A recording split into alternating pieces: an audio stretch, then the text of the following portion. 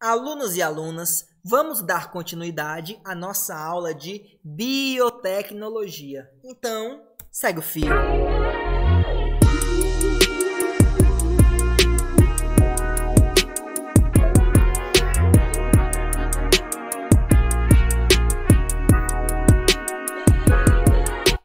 E já vamos começar essa aula com tudo, falando sobre transgenia, sobre os transgênicos.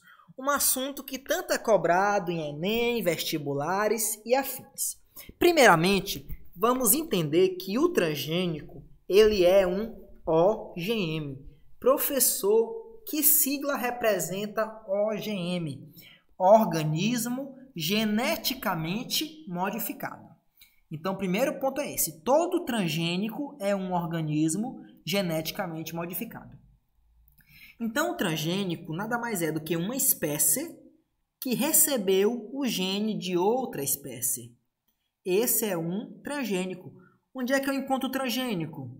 Você vai encontrar, por exemplo, no seu cuscuz. A sua massa de milho é de um milho transgênico. Você encontra na sua soja e em vários outros lugares. Como funciona isso, professor? É o seguinte. Veja aqui, ó.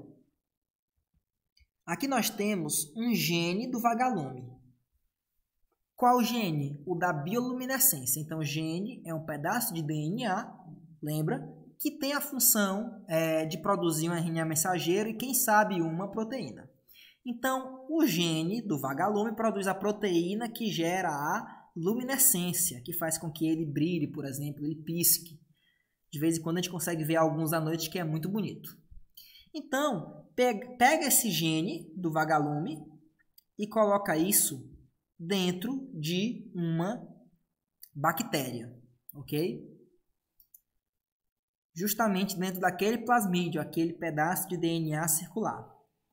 Aí você, posteriormente, pega esse DNA que estava no plasmídio e insere ele dentro da célula da plantinha. A plantinha que está sendo formada agora, ela vai ter no seu DNA o gene da bioluminescência. Então, essa plantinha vai crescer, desenvolver, enfim.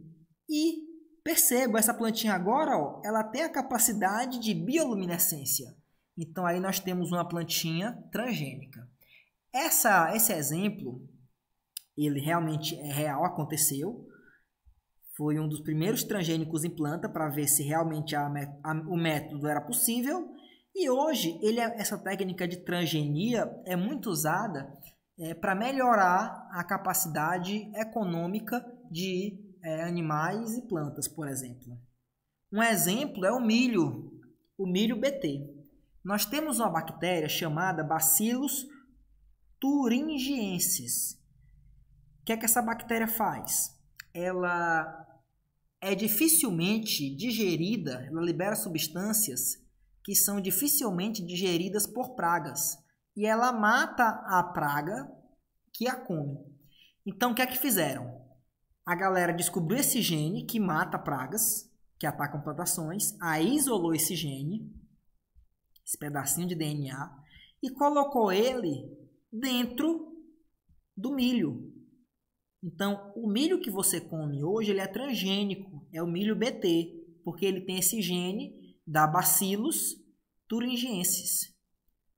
Então, vamos lá. Um milho sem BT, a cultura é atacada pela praga e a cultura é destruída. Já o milho com BT, a praga pode até começar a comer, mas ela sente um problema intestinal e assim a praga ela vai morrer. Então assim tu já consegue, por exemplo, matar várias pragas nesse processo. Professor, isso aqui salva o milho de todas as pragas? Não. Isso aqui evita algumas pragas. E por isso se usa também, além dos transgênicos, além do milho ser transgênico, ele também recebe defensivos agrícolas ou agrotóxicos que matam a praga, mas também trazem um mal para a nossa saúde e de todo mundo que consome esse alimento. Ah, professor, então quer dizer que o transgênico é um organismo que tem material genético de outro organismo. Sim, isso é o transgênico. Qual o problema dele para a saúde? Não estou falando aqui de agrotóxico, estou falando só do transgênico. Qual o problema dele para a saúde? Para a nossa, por exemplo, de consumir o milho transgênico? Nenhum. O maior problema é a variabilidade. Porque quando você produz um gene transgênico, você faz o quê?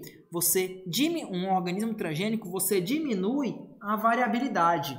Ao diminuir a variabilidade, você diminui as opções. Se, por exemplo, futuramente acontecer alguma catástrofe, quanto menos variedade tiver de uma espécie, menor a chance daquela espécie se adaptar à nova situação. Vamos conhecer agora um pouco sobre o projeto Genoma Humano. Esse projeto ele teve a função de sequenciar todo o material genético dos seres humanos. Cada um dos cromossomos foi sequenciado. O que é sequenciar? É aquelas letrinhas, é tu saber que aquele cromossomo começa com a letrinha A, T, G, A, C, G, G, A, enfim. Então, todas as letrinhas elas foram sequenciadas. Ao todo, nós temos cerca de 3 bilhões de pares de base. Ou seja, isso aqui, CG é um par de base. 2 pares de base. Então, nós temos 3 bilhões. É o que foi sequenciado. Qual a função disso? É porque, a partir disso, se conheceu o genoma humano. Cuidado na hora de diferenciar cariótipo de genoma. O que é o cariótipo? O cariótipo é o conjunto de cromossomos de uma espécie. O que é o genoma? O genoma se refere somente aos genes da espécie. Então, o cariótipo se refere a tudo, tanto o que é gene quanto o que não é gene, e o genoma se refere somente aos genes. Então, quantos genes nós temos mais ou menos? Nós temos cerca de 30 mil genes. É isso que um ser humano tem, cerca de 30 mil moléculas que produzem RNA mensageiro que podem produzir proteínas. Vamos agora falar sobre uma coisa muito importante, principalmente na atualidade devido ao SARS-CoV-2, que são as vacinas. O que são vacinas? São formas de você aumentar a imunidade das pessoas. Então, qual o segredo de uma vacina? Você pega, por exemplo, partes de um vírus, ou de uma bactéria, ou de algum agente patogênico, e coloca essas partes dentro de uma pessoa, por meio, por exemplo, de uma injeção. É uma forma muito viável. Então, o que acontece? Quando a pessoa entra em contato com essa proteína, com essa parte da bactéria, do vírus, enfim, o que acontece? O nosso corpo ele começa a produzir os anticorpos para essa proteína. Então, aí esses anticorpos eles ficam guardados. Aí quando tu entrar em contato de verdade com o vírus, esses anticorpos que estavam guardados, eles são liberados e rapidamente eles neutralizam o agente patogênico, ou seja, nesse caso, ela funciona como imunização ativa.